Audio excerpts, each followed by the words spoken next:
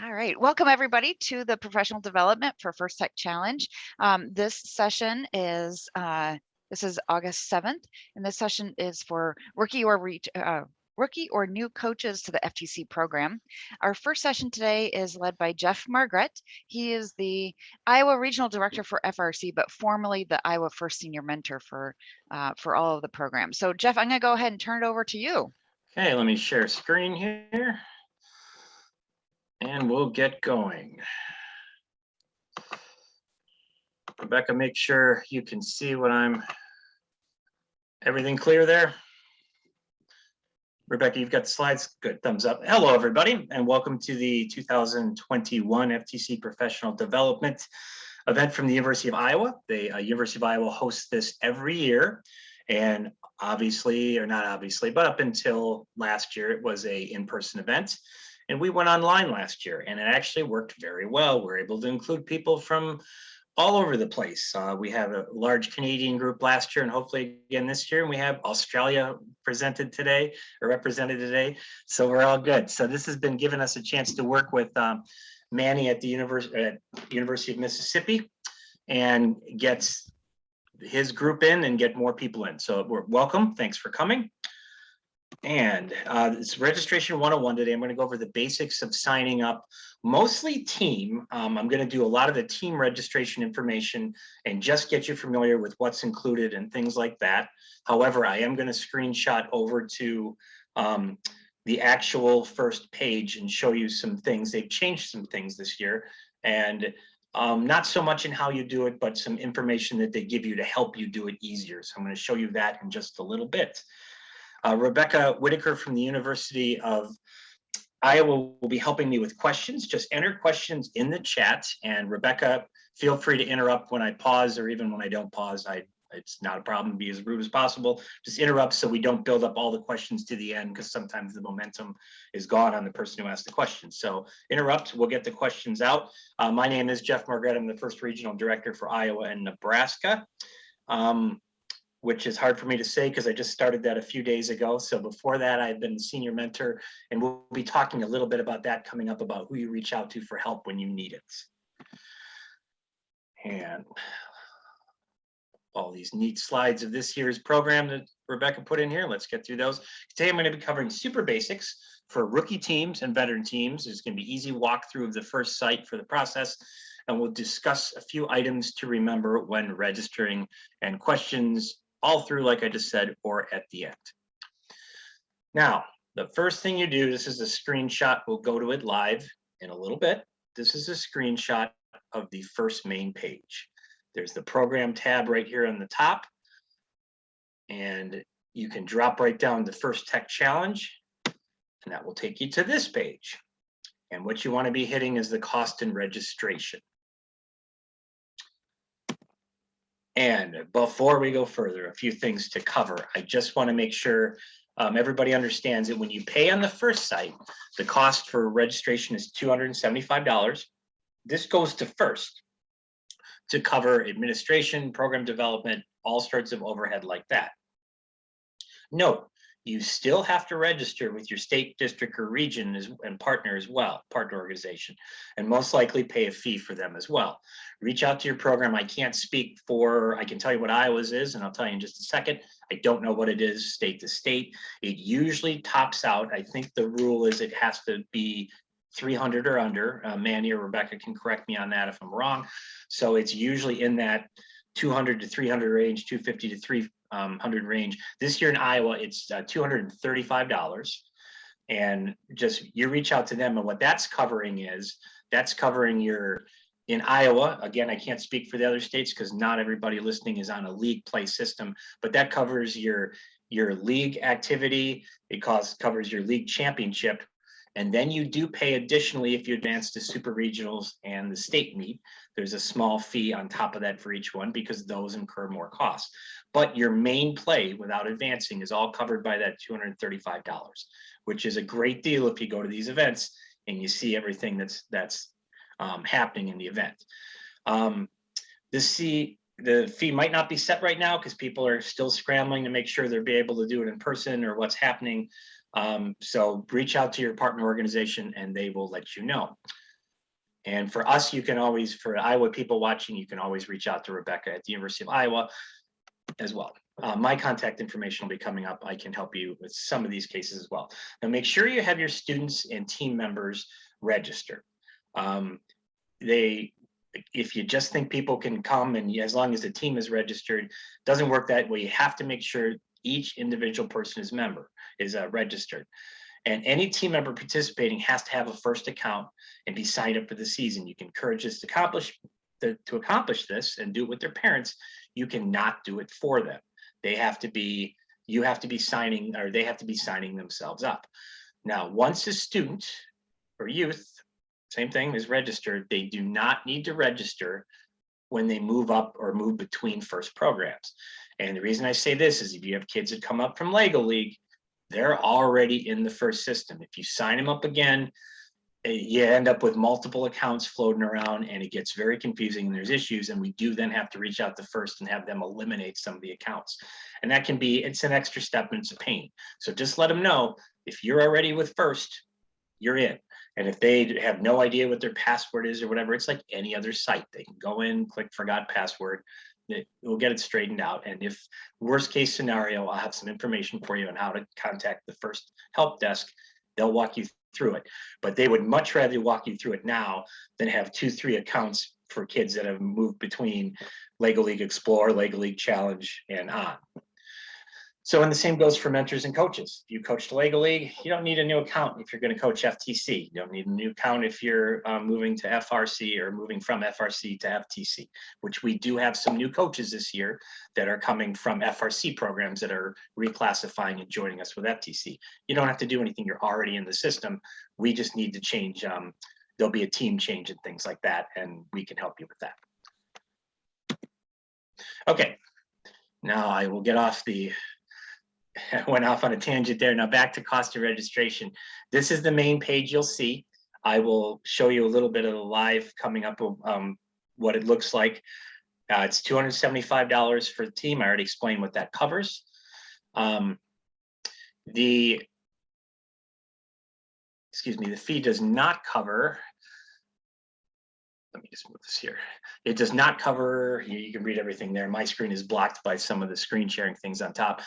Does not cover the equipment, the robot control system, hardware, robot kits, and registration to first challenge events that I already mentioned. And no guarantees that things are available in your area. That's just wording. We always make sure you have plenty of events here in Iowa, and I'm sure the partners in other states do as well. Partners may charge additional fees. I already covered that. And just to give you an idea, when you sign up, the reason I'm doing this as part of registration is I often have coaches say, well, I just paid this and I just paid this and I feel like I'm paying all the time on this. Well, we try to get you in your head that coming in, it's about, we say approximately $2,500 for a year in Iowa. And that includes advancing into the various, that includes almost advancing the state. So as long as you have that cost coming in and are aware that all these other fees are just what they are and what you're getting for it, that can alleviate some of the stress of thinking that, well, every time I sign up, I'm paying something. Well, here's your, just as long as you have your team budget and you see that you're coming up to about that $2,500 amount, you should be good to go. First, we're not going to go to it now, but First offers fundraising tools, and teams are encouraged to create their own events, and we have opportunities, and there's all sorts of things on the resource library that will be talked about in other sessions, and that will help you out. And all costs for individual team members are assumed by the team, not a group. So when kids sign up, they are not paying ever a registration fee or ever paying anything at all. So if a child says, hey, I went on first and I had to pay a fee, yeah, you got to reach out to somebody. We'll talk about that. There's a problem. They will never be asked for a fee. It's all done by the team. Now, when you get on the registration for the site that I just showed a few moments ago, it'll say registration instruction for rookie teams, veteran teams, and international teams. And we'll just focus on the rookies and internationals. It'll give you an overview of starting a team, and it'll show you how to create a new team profile. It'll do right here the primary contacts. And I'm going to show you where this is live in a moment. They've really expanded this this year to give you a whole bunch more. When you start a team, you have to do your youth protection screening for US and Canada lead mentors only, and reach out and find local support and local events. There'll be all clicks on that for you to do that. Now, I am just showing you some ideas here. I'm not going to go into all of these. For the rookie teams, these are some questions that I'll show you that are on the page. And more often than not, anytime somebody reaches out to me about registration and says, hey, I'm having an issue, and they ask me a question, it's a question, it's rarely a question where I go, wow, I got to find that out. I've never heard of that before. It's almost always on here. They have just about every question you can imagine. Like, what are outstanding tasks on your dashboard? How do I go through storefront for buying kit of parts? And where do I accept role invitations? That's all on here. And I'll show you in a minute how to get to that. And let me step aside for one thing I should have mentioned up front, and I will mention multiple times. If you're having trouble in the first system, you need to look at this corner up here and reach out to either call or email first, because Rebecca and I do not have access to the first systems. Well, I take that back. For my program, I will have a little bit of access to the first system, but Rebecca, as a program partner, will not have access to the FCC registration system. Their tech people alone have to do that because they don't want multiple people playing with the tech and changing things. So if you do have any problems with the registration, and I'll mention it again at the end, and I'll show this little box at the end, call them for help. They're very helpful, and they do get back to you quickly. They know that this is time sensitive. They know you can't just wait 2 weeks, say, hey, I haven't heard anything. They will get back to you quickly. I think this one was for the veteran. Actually, I know this one's for the veteran. Just give you some other sample questions. It's many of the same questions. Sometimes it's edit my team's profile. There's changes, there's new coaches, maybe even team name change, things like that, new roles, new team members you're invited. The veteran team page will show you how to walk through all of that. And once you are in the first website, when you go in, and the next step is for registering a team, you have to sign yourself in. So obviously you've set up an account for yourself. It will go through all of these things here that just gives you different things to click on depending on what you're doing, because volunteers use the same site. We use it for our youth training, but you would go under my teams, and it will then show you what you still have to do for your teams. And that's under, maybe I did it out of order there. This is the dashboard where you click on, and once you hit OK and hit teams, it'll send you to this right here. So it'll see create new teams. I can't go through and set up a fake team to show you. I wish I could, but they frown heavily on that because it creates all sorts of phantom teams in the system. I wish I could, because it'd be much a cooler way to show you. But right here, your team name would be here, your team number. And I think the next screen will show you, it'll tell you about, yeah, please select the team and or accounts you want to mark as returning teams. Only teams that you're allowed to modify will be displayed. So you shouldn't have access to any other teams. If there's ever another team number or anything else that's suddenly on your account, it's very, very rare, but it means something happened. You need to call first. You can let us know so we know that there's an issue, but you need to contact first. Okay, this is where they show you outstanding tasks. Or actually, I'm sorry, this is the consent and release, my mistake here. It'll pop up in the top under consent and release and acknowledgement forms, and it'll show you what things you need to do yet, and it'll walk you right through what forms you have. And they'll have the consent and release is a big one. You really can't move forward till you get those done. Now, I'm wrapping up this portion. I'm going to go live on the site in just a second. Rebecca, am I good on time or am I flying through it? I'm good on time. Okay. Where can I get more help? Help is always ready. Right there on the top, you can screenshot this, or it's all over the website. Make sure you contact them for First Tech Challenge at First Inspires or FTC at First Inspires. You can contact Rebecca if it's a general question, but like I said, she can't really help you with any issues in registration into the actual site. My email is on here, and though I just have moved on to primarily working with FIRST robotics competition, I'm still around, and I'm still going to be a big marketer of all FIRST programs in the state. And many of you, some of you that are coming up from Lego League know me already. Yeah, if you got a question, I'm happy to help. So reach out to me, and if Rebecca's busy or you just have a casual question, let me know, and I can help point you in the correct direction. And now let me stop this and let's go into, let's go to explore.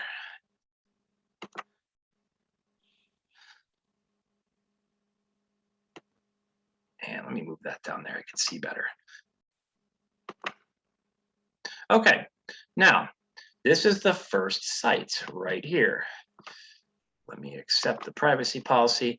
So here's what I was talking about. We go to programs, and Rebecca, are you seeing this okay? Okay. Let's get rid of that. So we're going to programs and just the common drop bar, and you can go to cost of registration, or you can just go to the program and then see cost of registration. But I'm going to click on it right here. So this is, now what I showed you was pretty much how they do it. They made a couple changes this year. Now, one of them I can't show you, and that's the fact that they've tried to do some things, and I played with it a little bit on my phone, but I can only go so far. They tried to make it more mobile accessible this year because there were some complaints that it was not at all easy to do on a phone or a device. So they've done some things this year, and it's hard to explain, but it's much smoother on the mobile aspect. And I couldn't go super far without registering a team that I don't actually have. So we didn't do that. When you come on here, it gives you all the information you need on team registration and what it includes.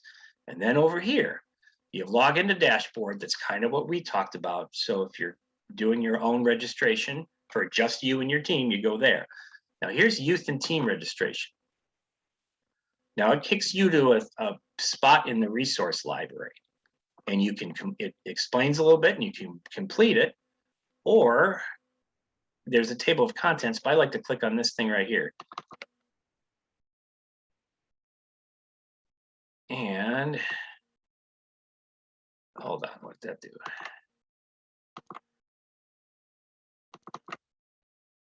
Hold on a second. It's not clicking the way I did earlier.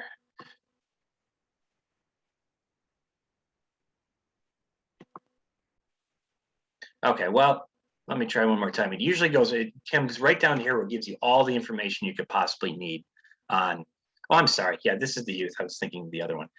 I was expecting a PDF. It goes right down here. It says parents and guardians, shows you what to do.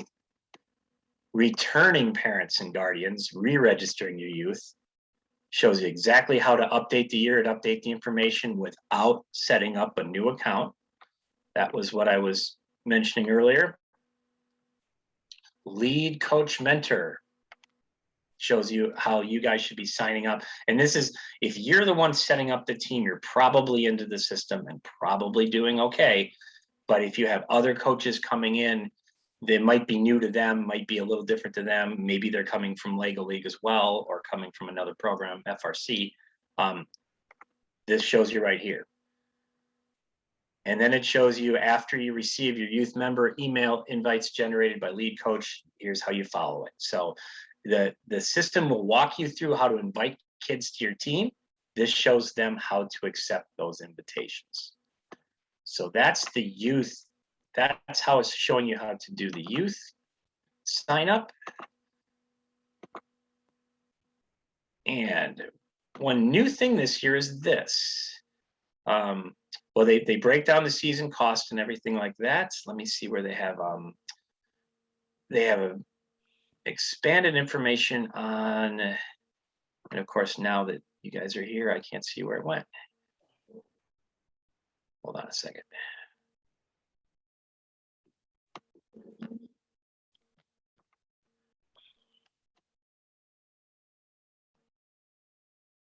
Okay, well, actually, I'm not seeing there is a spot where you can click on Veteran teams. Am I in the wrong program right now? I am. I went to there, but I'm sorry. But it's the same thing for youth.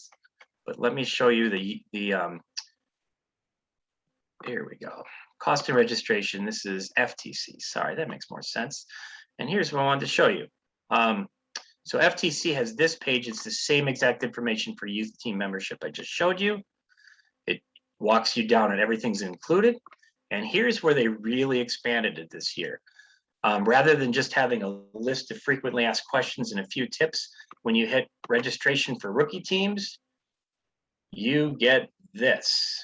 It's a whole 25-page booklet.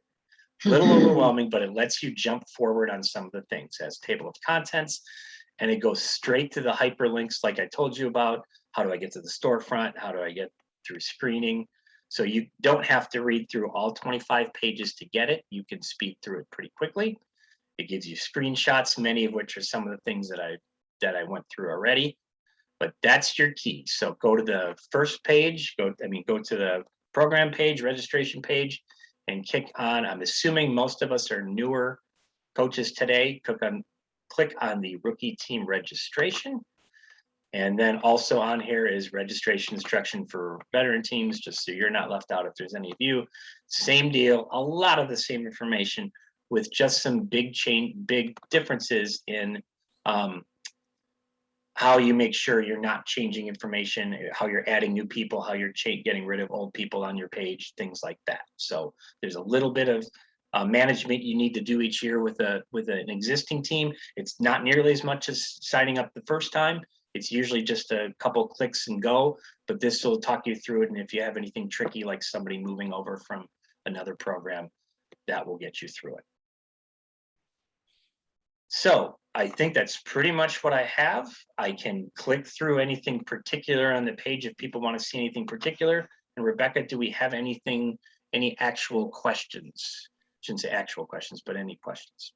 I'll moderate for you there, Jeff. Okay. There was just one comment from Fiona in Australia about background checks, of which I tried to add to that. One of the things that you do when you register for the first time is if you're registering for a coach or a mentor or a volunteer, you will have to go through a background check. That background check is paid for by First. Although if you'd like to contribute to help pay for that, there's that option as well. But there's that will get you into the system. Yes. The other thing is, if you have a question, please feel free to type it into the chat window, and we'll ask Jeff and Becca and anybody else who has experience to help answer. Question: does the $2,500 include cost of the play area? That was Jeff. I think that alluded to your basic $2,500 to start something in Iowa. That's a good question, Rebecca. I don't believe that does. Correct. And we usually kind of share those around, don't we? How does that work? So the field perimeter and set of tiles, right? I think that's kind of what the play area Tom is referring to. Yeah. So the registration fees, $250 goes to First, $235 goes to FTC program locally in Iowa. That's what the amount is. And then the robot, and then there's some grants that cover that. I would say the $2,500 that Jeff quoted would help supply the half set of game elements as well as robot pieces and stuff like that. Maybe not the official perimeter and tiles, but you can build your own if you wanted to, and there's some tiles that you could get at a discount, right? I mean, Jeff, was there anything else that you were thinking that would include that?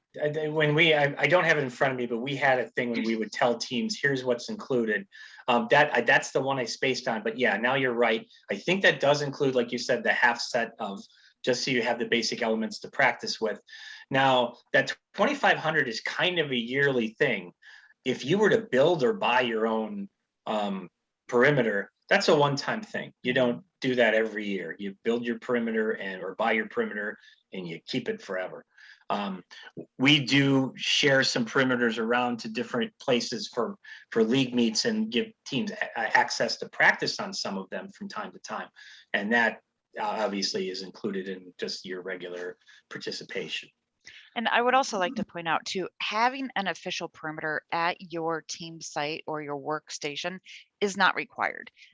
Last year, even with the remote events, we still saw a lot of teams who had a makeshift perimeter or even tape on the floor. So don't think that your team has to buy an Yeah. official play perimeter, competition perimeter. Got it. And I wanted to thank Manny and Fiona for bringing up. Yeah, I kind of lumped through the child protection that will be on your dashboard. Yeah, the first time in there, it is a little more serious, and it has to be, and they do that. So thank you for bringing that up. There will be youth protection. So thanks for putting that on their radar. I'll seed with a question in here as well. I log into the my first dashboard, and I see a bunch of little red numbers and squares. What does that mean, Jeff? Okay.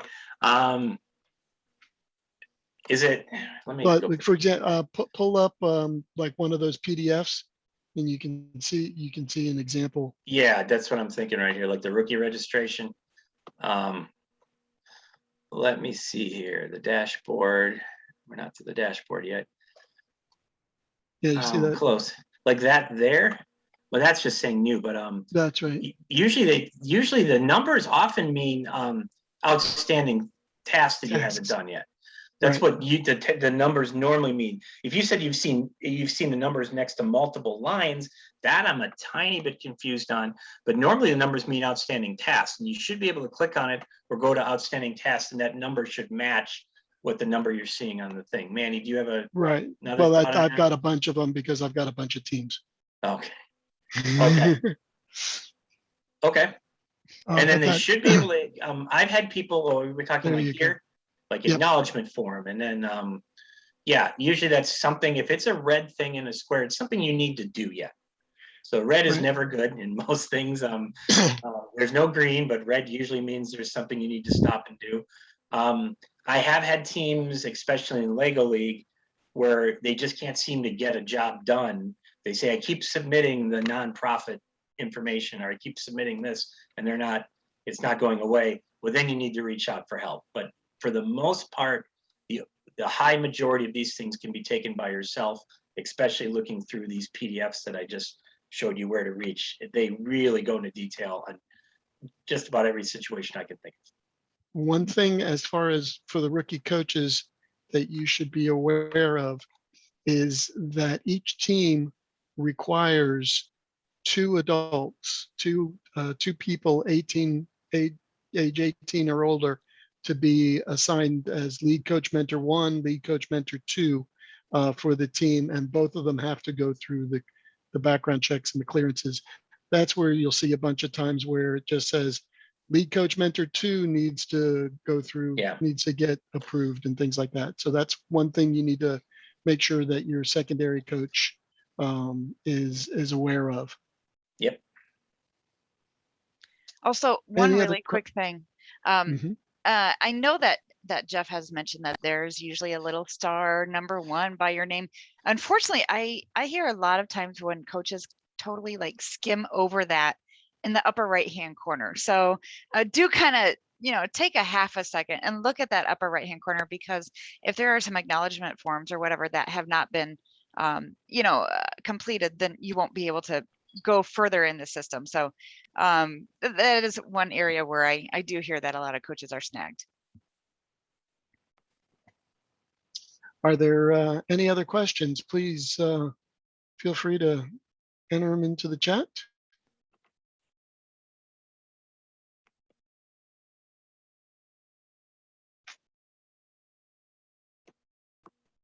Jeff, do you want to cover about the temporary team number and then how it's transitioned over to a permanent team number? I'm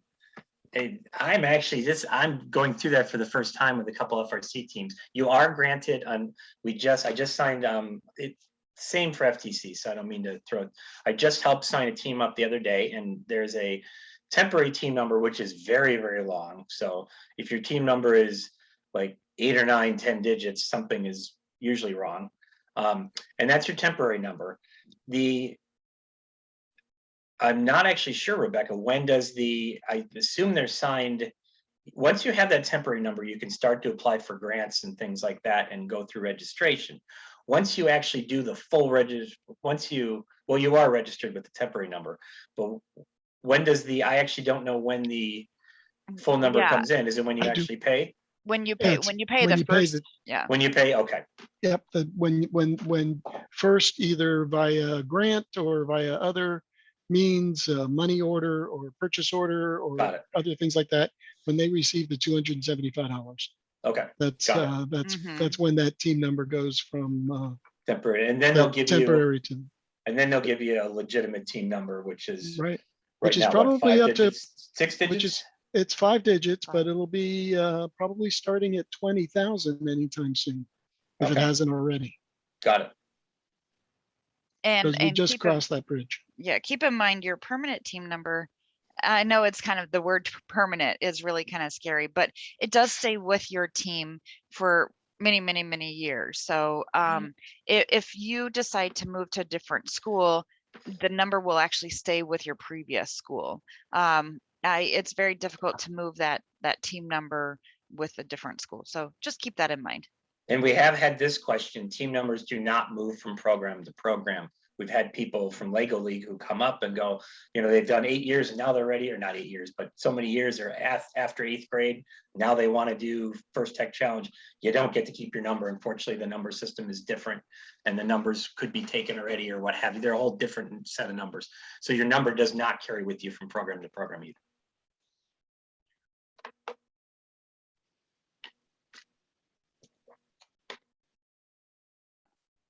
Come on, people, don't be shy. We're generally friendly. Feel free to ask away.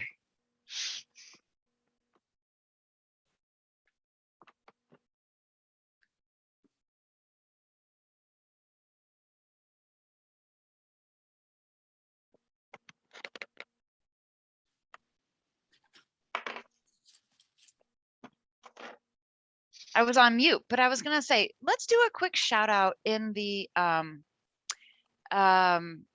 chat as to where you are located at.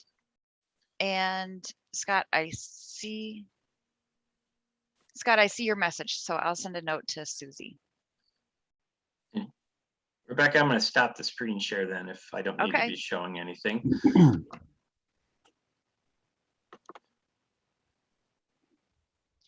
Okay, great. Excellent representation.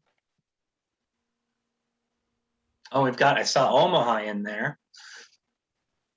That's awesome. Oh, lots of places, Tampa, Houston. The Omaha people will be hearing from me and Rebecca. FTC-Iowa also handles FTC in Nebraska as well. So when it comes time to start ordering these things, do we need to have like a special account set up to pay for it, or can I order stuff on a credit card and then when we raise money get reimbursed, or how does that work?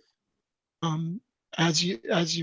mean, Jeff, go ahead and answer. No, Manny, you probably got that more than me. You handle the money aspect more. You can pay by credit card, check, purchase order, money order, send them the cash, but I don't recommend that. They will first will accept anything as far as your partner and collecting their fees. It's up to the partner. But as far as how money gets back to you from the team, that's a team by team basis.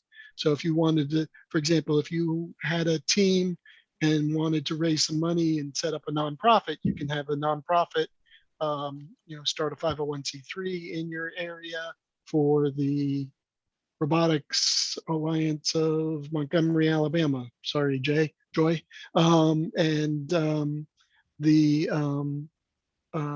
That nonprofit could be the fundraising arm for the robotics teams in Montgomery. And then if you wanted to pay for the front the money for the registration, you would then go to Joy, the Montgomery robotics and say, please reimburse me $275. Here's my receipt, that type of thing. That's one way I used to do it when I was in Georgia. But that's just an example. But as far as individually paying for each team, first likes to, money is money. Depends on how it gets there, and then you'll be all signed up. So what's the advantage of creating a nonprofit? Tax exempt. Yeah, being able to be a tax exempt or organization, being able to raise money in your community. Some foundations will only support other nonprofits. Some people will only support nonprofits. You can then go to other people and say, donate to my nonprofit. You get a tax deduction. You have to give them the receipt and all that fun stuff for the tax deductions. But there we go from there. Shauna asks, as far as payments go, can you talk about how to pay with grants? I've experienced coaching Discover, Explore, and Challenge, but FTC is new to me. I've heard other coaches say they struggle getting their field kit materials, waiting on grants and PO payments to come through because materials don't ship until payment is received. Right. Good question, Shauna. Yes, that if you are expecting a grant or if you applied for a grant, don't pay for anything yet. Mhm. Wait, find out of what's going to happen with the grant. If you do pay for something and the grant comes through, you won't get the grant money and you won't get reimbursed. That is correct. And it also depends on the grant. If the grant is being done handled by FIRST, that's the rule of thumb. If the grant is being done by somebody else, then all rules apply for that granting organization. But that's a type of a way to go. It does take, if you are a rookie team and you applied for the rookie needs-based grant, which is FIRST provides a $500 grant for rookie teams, depending on certain factors. They usually review those every Wednesday and let the awardees know whether they get them or not by the following Monday. So it's usually a 2 to 3 week turnaround on those grants. So one of the things that you do in order to, if you were starting a brand new team, is register the team, get that temporary team number. It begins with 2021 and then has 5 or 6 digits after that. Then apply for the rookie grant using the FIRST website, and it walks you through all that stuff. I don't know, Jeff, if you want to show that page or not. I'll show that in just a second. And then while you're waiting on, and then go ahead and start your team and get things going. While you're waiting to hear back from that grant, you can get some work done, get your team organized and set up, and then you can, in a couple of weeks, you'll hear from FIRST whether you got the grant or not. If you did get the grant, they send you an email saying, congratulations, you received the rookie grant. Log in the next 2 to 3 business days after that when you get that email, it should show up on your dashboard that you got the grant. And the way that you go through that is you log into your dashboard, you say, it'll say $500 is in your account. You use 275 of it to pay for your registration. And then you can use up the following 225 to pay up to the cost of your kit, your first kit. I hope that made some sense. That did. Did you want me to? I just sent Rebecca the slide deck, and she can probably share that with anybody who needs it. Which screen did you want me to show, Manny, or did you covered it pretty well? Do you still need me to? I think I covered it pretty okay, well. It's just where on the FIRST website you go to. I mean, the link that takes you to submittable. Okay. And Tom asked what's involved in setting up a nonprofit, and Rebecca replied with a link for Iowa. Each state is a little different. Tom, if you're in Iowa, you should be good to go. But if you, but yeah, and then says, but if you're affiliated with the school, then use that as the nonprofit, the school or the school district or the State Department of Education. And many teams are organized through a parent organization. Like we have, it's different every state. We have a lot of 4-H teams here in Iowa. Well, you'd be under the 4-H blanket. So make Right. sure that, like Tom's been asking these questions. If you've got, are you just doing an independent team with, you know, because kind of community-based team? Because then, yeah, then it's advantageous to look at ways. If not, it's advantageous to find a nonprofit to go under. No, we're doing it with Healing Catholic Schools, so we should be okay. Oh, Yeah. yeah, Yes, you you should be should. just fine. Yeah, Absolutely. you should be just fine. Okay. I was gonna say, Um, even outside of schools, churches and libraries have sponsored Oh, teams yeah. and gone under their nonprofit. Michael asked, the rookie grant, is the team required to be set up as a nonprofit? No. Yeah, I'm actually Nonprofit, looking at that application right now. It does not have a requirement about being affiliated with a nonprofit. right. It's the rookie grant is going after Title I schools, need-based schools. If you've got, if your students are from if you're from a school that has, you know, a lot of free lunch, over like, you know, over 50% free lunch. If you are setting up a community team and your local schools are Title I schools, you will probably get accepted for the rookie base grant. A lot of my teams actually in Mississippi, anytime I get a rookie team, I say, make sure you apply for the grant because we pull down here. So we have that.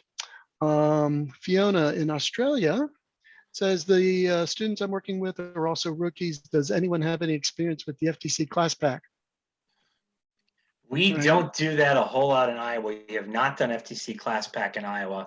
And Lego League class pack has been FTC class pack is very recent, actually. It came quite a bit after Lego League, or a little bit after Lego League. But I do, sorry to All right, interrupt. I Mike. do understand that there is a grant for teams or for schools who have class packs and want to transition over to competition teams. I'm trying to find that information now on the web, but there is It a was in grant blast. available. Yeah. It's basically they're gonna charge half price to register that team. So I think they're giving you a $250 grant, so you only have to pay $125 to start that, or $150 grant, and you only have to pay $125 to start that grant, start that team. But Fiona, what? I mean, I have experience with ClassPack. I have a ClassPack. I use it as a for my summer camps that I teach. What kind of question do you have with that? You can unmute and ask away. She's still there. We go. All right. So the reason I'm asking is that because I've been involved, this is my third year, well, kind of, but last year wasn't really a real year. It was kind of very different. And so I've got involved with First, we have I think our partner over here or whatever it is called First Australia. Mm-hmm. So they helped us. I'm in a regional area at a school where there's 50% of the kids are on what's called a government allowance because it's a low socioeconomic area. Right. And every year so far, there's been a few kids that have been involved, but I haven't been able to get like more and more kids involved. And I also found it really difficult to get more other mentors interested in giving up their time in this location. So the school has asked me to find out if it's possible or how I could do it in class time. So make it as a choice subject. So But again, I think that when I tried to contact first via emails and things, it was kind of difficult to figure out because our school year is different to yours. Mm-hmm. And it sort of seems, and I don't understand what it could do or whether it would be useful and whether or not our school could even afford it. But what oh, excuse me, that's my That's dog. okay. My nephew's coming home. It's That's okay. midnight. Let me see if I can spend a little bit of time talking about ClassPack because I'm seeing some other questions pop up. Could I mention Jeff, one thing there too? I'll go let ahead. you talk about ClassPack. The one thing to look at though is you could also, if ClassPack is not affordable or has too much than what you need, FIRST does provide curriculum for FTC. Now it is an American design curriculum, but I know the Canadians have adapted it to theirs, and I'm not going to pretend that I would know how to adapt it to the Australian standards, but they provide curriculum to take FTC and put it in the classroom separate from ClassPack. Right. It's just, here's how you would teach these different elements in the classroom. In fact, I'll put my email in the chat for you and I can send it to you. But go ahead, right, Manny. I didn't mean to interrupt there. That's okay. Just a quick understanding of what ClassPack is or isn't. ClassPack is in essence several things. It's a curriculum, like Jeff just mentioned, but it also gives you the opportunity to buy multiple kits, robotics kits that then you use in the classroom, where you assign 2, 3, or 4 students in the class to build a robot inside a classroom. The curriculum that Jeff mentioned is also, it's not free, unfortunately. I wish it was. That's what the ClassPack is. It gives you the a semester or a year-long layout of how to go through the lessons for how to set up how to build your own, deal with the doing some designing a game that you'll play in your class. Although they also give you the a stripped down version of the current FTC game. So that's, if you go to the FIRST website, and actually Rebecca just put it on there, the FIRST education's educator page.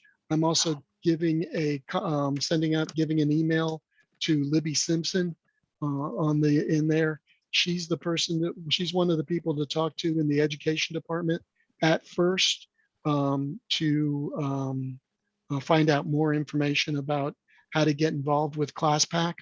Now, there's ClassPack, and then there's also the FIRST Tech Challenge. The FIRST Tech Challenge is the competition side of doing FIRST. ClassPack is the education side. The overlap is you can basically start a class organization, and then maybe one of those teams